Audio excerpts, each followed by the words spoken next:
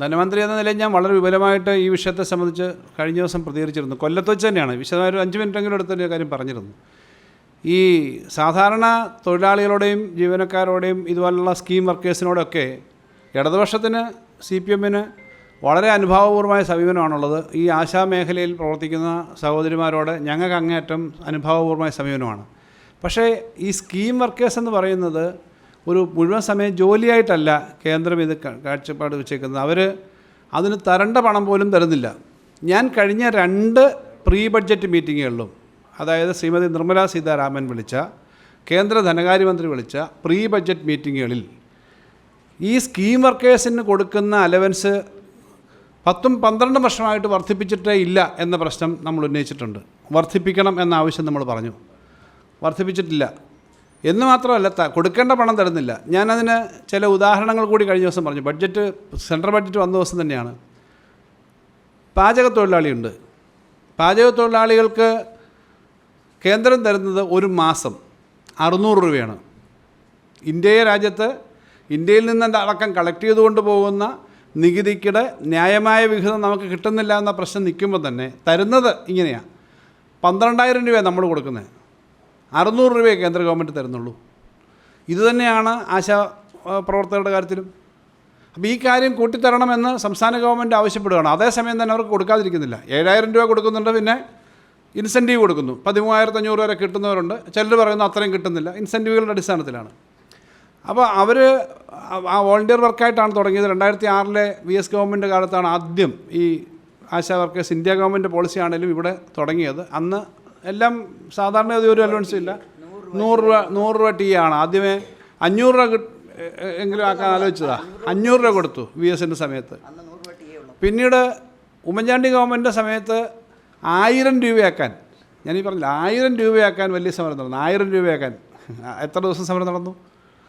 അത് കൂട്ടിക്കൊടുത്തത് ഇടതുപക്ഷ ഗവൺമെൻറ്റാണ്. ഇപ്പോൾ ഈ ആളുകളുടെ കാര്യത്തിൽ, ഇത്തരം ആളുകളുടെ സ്കീം വർക്കേഴ്സിൻ്റെ കാര്യത്തിൽ, ഇതായാലും പാചക തൊഴിലാളിയാലും അംഗൻവാടിയിലും ഇതിനകത്തെല്ലാം ഏറ്റവും കൂടുതൽ കൺസേൺ ഉള്ളവരെ ഞങ്ങൾ. അതുകൊണ്ടാണല്ലോ കേരള സംസ്ഥാന ഗവൺമെൻറ്റിന് വേണ്ടി ധനകാര്യമന്ത്രിമാരുടെ മീറ്റിങ്ങിൽ സമർപ്പിച്ച 14 മെമ്മോറാണ്ടത്തിൽ ഒരു പോയിൻ്റ് ഈ സ്കീം വർക്കേഴ്സിൻ്റെ കാര്യമാണ്. അത്രയും ഗൗരവത്തോടു കൂടിയാണ് ഞങ്ങളിത് കാണുന്നത്. പക്ഷേ ഇതൊരു ഈ UDFൻ്റെയും BJP ഇതൊന്നും തരാത്ത BJPയുടെ നേതാക്കന്മാരും പറയുന്ന, സെൻറ്ററിൽ നിന്ന് തരുന്നതൊന്നും നോക്കണ്ട, നിങ്ങളിത് കൊടുക്കണം, നിങ്ങൾ കുറേ കൂടി കൊടുക്കണമെന്ന് അവർക്ക് പറയാം. ഈ മുണ്ടക്കൈ ചൂരൽമല വയനാട് കാര്യത്തിന് ഒരു പണവും തരാതെ അവസാനം ഞങ്ങൾ ഇതിനു വേണ്ടി പ്രത്യേക കടം ചോദിച്ചപ്പോൾ തന്നെ 529 കോടി രൂപ തന്നു. പക്ഷേ രൂപ തന്നിട്ട് 1.5 മാസം കൊണ്ട് ചിലവാക്കണമെന്ന് പറഞ്ഞ പോലെ നയമാണ് കേന്ദ്രം എടുക്കുന്നത്. ഇത് കേരളത്തിലെ ജനങ്ങളറിയും. അതുകൊണ്ട് അത്തരം കാര്യങ്ങൾ ജനങ്ങളറിയണം. ഈ കാര്യത്തിനകത്ത് ആശാ വർക്കേഴ്സിനോട് ഞങ്ങളെല്ലാം ഏറ്റവും കൂടുതൽ സഹകരിക്കുന്നവരാണ്. മഹാഭൂരിപക്ഷം വരുന്ന ആശാ വർക്കേഴ്സ് ഇപ്പം തന്നെ പ്രധാനപ്പെട്ട സംഘടനകൾ അതിനെ സംബന്ധിച്ച് അഭിപ്രായങ്ങൾ പറഞ്ഞിട്ടുണ്ട്. ഞാൻ മനസ്സിലാക്കുന്നത് കേന്ദ്ര ഗവൺമെൻറ് ഓഫീസുകളിലേക്ക് ഈ കാര്യം ഉന്നയിച്ച് മാർച്ചുകൾ നടക്കുന്നു. ഡൽഹിയിൽ പലപ്പോഴും ഈ ആശാ വർക്കേഴ്സിൻ്റെ അംഗൻവാടിയുടെ വലിയ സമരം നടക്കാറുണ്ട്. ഏറ്റവും വലിയ യൂണിയൻ CITU ആയിട്ട് ബന്ധപ്പെട്ട യൂണിയനാണ്. വലിയ സമരങ്ങൾ നടക്കാറുണ്ട്. ഇപ്പോഴും കേന്ദ്ര ഗവൺമെൻറ്റിൻ്റെ ഈ നിലപാടിനെതിരെ അതിശക്തമായിട്ടുള്ള സമീപനം വേണം. അത് വർദ്ധിപ്പിക്കണമെന്ന് ആവശ്യപ്പെട്ട, ഞാൻ പറഞ്ഞല്ലോ, 14 കേരളത്തിൽ നിന്ന് ആകെ ആവശ്യപ്പെട്ട 14 ഡിമാൻഡുകളിൽ ഒന്ന് ഈ ആശാ വർക്കേഴ്സിൻ്റെയും അംഗൻവാടിയുടെയും പാചക തൊഴിലാളികളുടെയും ഉൾപ്പെടെ കാര്യങ്ങളാണ്. നമുക്കതിനകത്ത് അഭിപ്രായമുള്ളതാണ്. പക്ഷേ ഇത് വലിയ തോതിൽ തുക തരാതിരിക്കുകയാണ്. എന്നിട്ടോ കഴിഞ്ഞ 2-3 വർഷമായിട്ട് പറഞ്ഞിട്ടിരുന്നത് എന്താ? ശമ്പളം ഈ മാസം മുടങ്ങും, ട്രഷറി ഈ മാസം പൂട്ടും എന്ന് പറഞ്ഞിരിക്കുന്ന ആളുകൾ തന്നെയാണ് ഇത് പൂട്ടിയിട്ടില്ലിപ്പോൾ എന്നുള്ളത് കൊണ്ട് അവർക്കത്ര സമാധാനം വരുന്നില്ല. അപ്പോൾ 2 എക്സ്ട്രീമും പറയുന്നത് ഈ പണം തരുന്നില്ല, ഇവിടെ ഇല്ല എന്നുള്ള അവർക്കറിയാം. അതേസമയം ഇത്തരം കാര്യങ്ങൾ അവർ രാഷ്ട്രീയമായി എടുക്കുന്നവരുടെ കാര്യം ഞാൻ പറഞ്ഞത്, UDFൻ്റെയും BJPയുടെ സമയം ഞാൻ പറഞ്ഞത്. ഈ പറഞ്ഞ തൊഴിലാളികളുടെ അവർക്ക് അല്ലെങ്കിൽ ഏത് മേഖലയിൽ നിൽക്കുന്നവരായിരിക്കും അവർക്ക് കുറച്ചുകൂടി വരുമാനം കിട്ടണമെന്നും സൗകര്യം കിട്ടണമെന്നുള്ളതിനകത്ത് നമുക്ക് തർക്കമില്ല. ഇത് സ്കീം വർക്കേഴ്സ് എന്ന നിലയിൽ ഇതിനെ ഒരു ആ പരിഗണന പോലും കേന്ദ്ര ഗവൺമെൻറ് കൊടുക്കുന്നില്ല എന്നുള്ള കാര്യം നമ്മൾ അറിയേണ്ടതല്ലേ. അതുകൊണ്ട് അക്കാര്യത്തിനകത്ത് ശത്രുതാപരമായ നിലപാടൊന്നും നമ്മളാരോടും എടുത്തിട്ടില്ല. നമുക്ക് ഇത്തരം കാര്യങ്ങളിൽ അങ്ങേയറ്റം അനുഭാവപൂർവമായ നിലപാടാണ്. ഞാൻ കേന്ദ്ര ഗവൺമെൻറ്റിന് കൊടുത്തുള്ള മെമ്മോറാണ്ടത്തിൻ്റെ കോപ്പി നിങ്ങൾക്ക് വേണമെങ്കിൽ ഷെയർ ചെയ്യാം. അതിനകത്ത് ഈ സ്കീം വർക്കേഴ്സിൻ്റെ കാര്യത്തിൽ വർദ്ധിപ്പിക്കണമെന്നാണ് ഗവൺമെൻറ് അഭിപ്രായം. അത് NHM പോലുള്ള സ്കീമുകളിൽ നിന്ന് വരുന്നതാണ്. അവിടെ തന്നെ 10-3000 കോടി തരാതിരിക്കുന്നു എന്നുള്ള കാര്യവും നിങ്ങൾക്കറിയാം. അവിടെ നിന്നുകൊണ്ടാണ് നമ്മളിതെല്ലാം കൊടുത്ത് മുന്നോട്ട് പോകുന്നത്.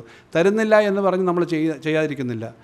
ഇവർ സമരം തുടങ്ങിയപ്പോൾ തന്നെ, ഇവരും മറ്റ് സംഘടനകൾ സമരം തുടങ്ങിയപ്പോൾ തന്നെ മന്ത്രി ഇവരെ പലരെയും ചർച്ചയ്ക്ക് വിളിച്ചിട്ട് അതിൽ കുറേ കാര്യങ്ങളെല്ലാം തീർത്തു. 53 കോടിയാണ് കഴിഞ്ഞ ദിവസം ഒരാഴ്ച മുമ്പ് 3-4 ദിവസം മുമ്പ് റിലീസ് ചെയ്ത് കൊടുത്തത്. 53 കോടി രൂപ അവരുടെ അക്കൗണ്ടിലേക്ക് തന്നെ ചെല്ലുകയാണ് ചെയ്യുന്നത്. അതെല്ലാം കൊടുത്തു. അതെല്ലാം അവിടുന്ന് റീഇംബേഴ്സ്മെൻറ്റ് വന്നിട്ടില്ല, അഡ്വാൻസ് കൊടുക്കുകയാണ്. അങ്ങനെ അനുഭാവപൂർവ്വമായൊരു സമീപനം സ്വീകരിക്കുന്ന വേറെ ഏത് ഗവൺമെൻറ് ഉണ്ട് ഇന്ത്യയിൽ? നിങ്ങൾ ഇന്ത്യയിലെ മറ്റ് സംസ്ഥാനങ്ങളുടെ കണക്കെടുക്ക്. ഏത് ഗവൺമെൻറ് ഉണ്ട് ഇന്ത്യയിൽ? ഈ ഇടതുപക്ഷ ഗവൺമെൻറ് അല്ലാതെ ഇത്തരം കാര്യങ്ങളിൽ അനുഭാവപൂർവ്വമായ സമീപനം സ്വീകരിക്കുന്ന ഏത് ഗവൺമെൻറ് ഉണ്ട്?